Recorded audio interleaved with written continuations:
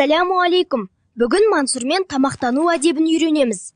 Тамақтанбас бұрын қолымызды сабынмен жақсылап жуамыз. Қолымызды жақсылап жуып болған соң, мына дұғаны айтамыз. Аллахым, бізге берген ризық несібелеріңе береке бер, және бізді от азабынан сақтай көр, Алланың есімімен.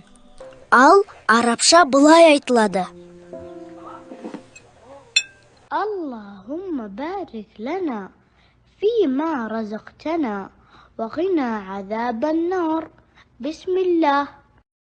Дұға айтып болған соң, тамақты асықпай өз алдымыздан оң қолмен жеп бастаймыз. Айтпақшы, тамақ ыстық болса, оны үрлеуге болмайды.